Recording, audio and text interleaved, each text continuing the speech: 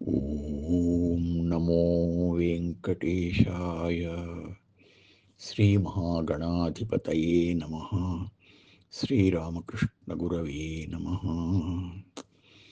విశ్వమూర్తిర్మహామూర్తిర్దీప్తమూర్తిరమూర్తిమాన్ అనేకమూర్తిరవ్యక్తశతమూర్తిశతాననః. శ్రీ విష్ణు సహస్రం 77వ శ్లోకంతో నామస్మరణ చేసుకుని భీష్మ ఉపదేశం విందాం.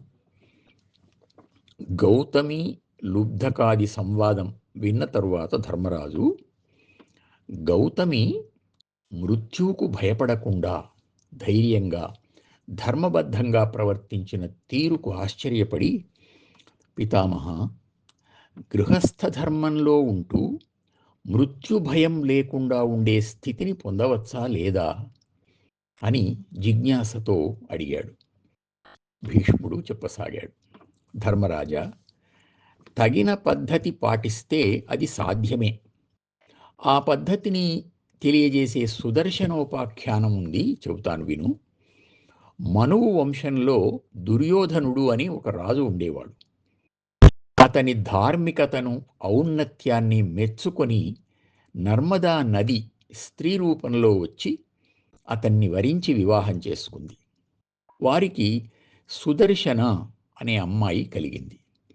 ఆమె పెరిగి పెద్దదవుతూ ఉండగా తండ్రి ఇంట్లోని అగ్నిహోత్ర ఆరాధనలో పరిచర్యలు చేయడానికి ఆమెను ప్రేమతో నియోగించాడు. ఆ విధంగా ఆమె సేవలు చేస్తున్నప్పుడు అగ్నిదేవుడే ఆమె సౌందర్యానికి ఆకర్షితుడై తనను వివాహం చేసుకోమన్నాడు. తాను తండ్రి చాటు బిడ్డను అని ఆయన్ను అడగడమే ధర్మము అని చెప్పగా, అగ్ని బ్రాహ్మణ రూపంలో వెళ్ళి ఆ సమయంలో యజ్ఞం చేస్తున్న రాజును తనకు దానంగా సుదర్శనను ఇమ్మని అడిగాడు. అన్యవర్ణుడు, పేదవాడు అని ఆ రాజు అందుకు నిరాకరించాడు. అగ్ని కోపించి ఆ యజ్ఞం జరగనీయకుండా తన రూపాన్ని ఉపసంహరించుకున్నాడు. యజ్ఞం చేస్తున్న ఋత్విక్కులు ప్రార్థింపగా అగ్ని తన కోరికను చెప్పాడు. వారి ద్వారా రాజు నిజం తెలుసుకొని తాను ఆరాధించే అగ్నిదేవునికే కన్యనివ్వడం అదృష్టంగా భావించి వారి వివాహం వైభవోపేతంగా జరిపించాడు. యజ్ఞం కూడా నిర్విఘ్నంగా పూర్తయింది. ఆ తరువాత కొంతకాలానికి ఆ దంపతులకు ఒక కుమారుడు జన్మించాడు. అతని పేరు సుదర్శనుడు. చక్కగా పెరిగి విద్యా వినయ సంపన్నుడై మాతామహుని రాజ్యానికి రాజయ్యాడు.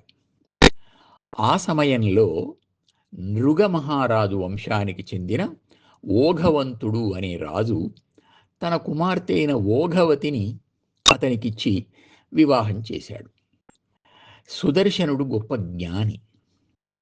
గృహస్థ ధర్మంలోనే ఉండి మృత్యువును జయిస్తాను అని ప్రతిజ్ఞ చేశాడు. అతని భార్య కూడా అంతటి ఉదాత్త వ్యక్తి. పతివ్రతగా తన సంపూర్ణ సహకారాన్ని అందించిందామె.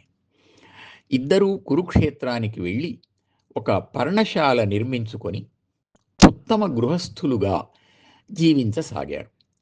ఒకనాడు అతడు ఆమెతో,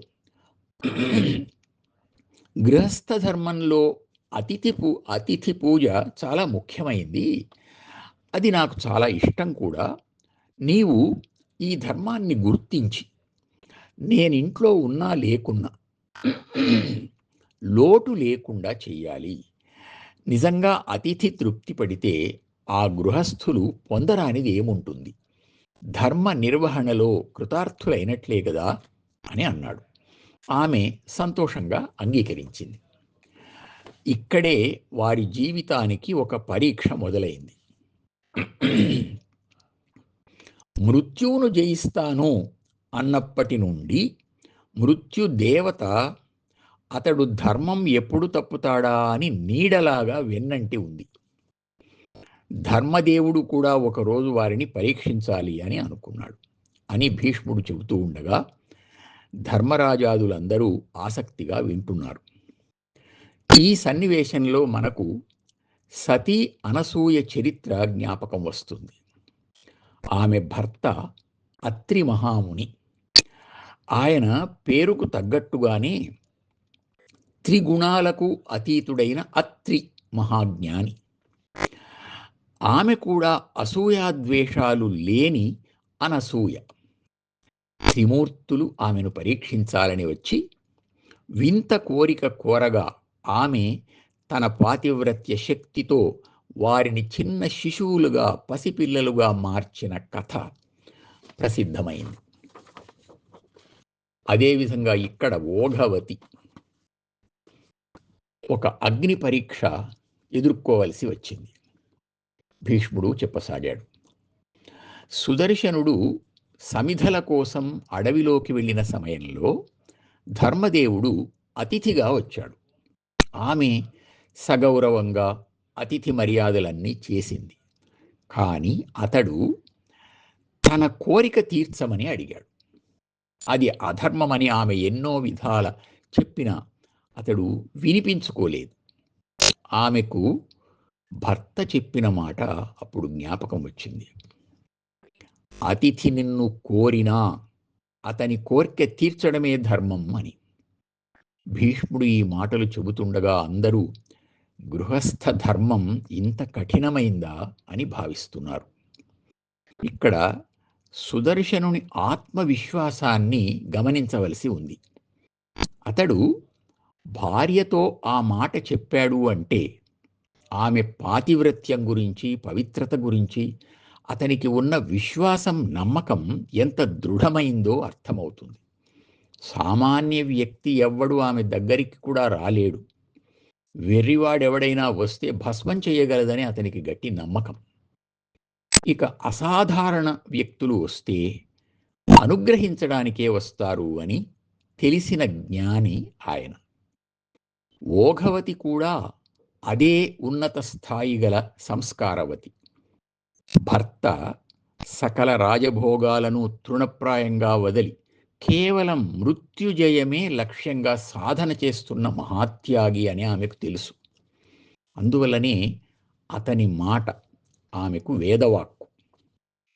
భీష్ముడు చెప్పసాగాడు. ఓఘవతి భర్త మాటను గౌరవించి మౌనంగా ఉండిపోగా ఆ ధర్మదేవుడు ఆమెను కనుమరుగు ప్రదేశానికి తీసుకువెళ్తున్నాడో లేదో అంతలోనే సుదర్శనుడు వచ్చాడు. భార్యను పిలిచాడు. ఆమె పలుకబోగా ధర్మదేవుడు ఆమెను వారించి తానే ఒక అబద్ధపు సమాధానాన్ని చెప్పాడు. నీ భార్య నాకు ఆతిథ్యమిస్తోంది. నీవు గృహస్థ ధర్మం తెలిసినవాడవు, మా మీద కోపగించుకోవద్దు అని. ఆ మాటలు విని సుదర్శనుడు, నాకు కోపమేమీ లేదు, ఇంకా మా ధర్మానికి సహాయపడ్డావు అని సంతోషిస్తున్నాను. అతిథి పూజ పవిత్రం గదా అన్నాడు. వెంటనే ధర్మదేవుడు తన నిజస్వరూపంతో సాక్షాత్కరించి, సుదర్శన, నీ ప్రతిజ్ఞ నెరవేర్చుకున్నావు. నీ భార్య మత్సలేని మహాపతివ్రత. మీరు సశరీరంగా స్వర్గానికి వెళ్ళవచ్చు ఎప్పుడు అనుకుంటే అప్పుడు. ఈమె మహాపవిత్ర చరిత్ర గనుక తన తపస్సులో సగభాగంతో ఓఘవతి అనే నదిగా ప్రవహించి పాపులందరినీ కూడా పవిత్రులను చేస్తుంది. మిగిలిన సగభాగం తపస్సుతో నిన్ను సేవిస్తుంది. మీకు కీర్తి కలిగించడానికే ఇలా పరీక్షించాను అని ఆశీర్వదించి 1000 తెల్లని గుర్రాల రథం మీద వెళ్ళిపోయాడు. ధర్మనందన, గృహస్థునికి అతిథి పూజ ఇంత ప్రధానమైంది అని చెప్పి భీష్ముడు దయాదృష్టితో చూస్తూ విరమించాడు. ఈ కథ ధర్మరాజు అడిగిన మృత్యుభయం పోతుందా అన్న ప్రశ్నకు సమాధానంగా వచ్చింది. అన్ని భయాల కంటే గొప్ప భయం మరణ భయం. సర్వం వస్తు భయాన్వితం భువి నృణాం వైరాగ్యమేవా భయం అని భర్తృహరి చెప్పినట్లు లోకంలో అన్ని భయాలే. అవి పోవడానికి మందు ఒక్కటే, వైరాగ్యం. ప్రధానంగా మానవుణ్ణి ఆకర్షించేవి, భయపెట్టేవి రెండే, అర్థకామాలు. ధనం, కోరిక.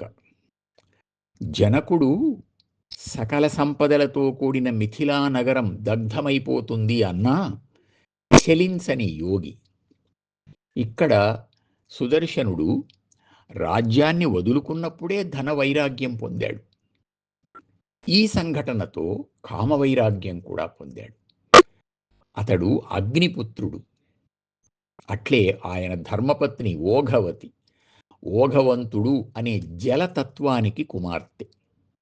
అగ్నితత్వము ఒకటి, జలతత్వం మరొకటి. ఈ రెండిటినీ కలిపి అగ్నిశోమం అనే మహాతత్వంగా చెబుతారు.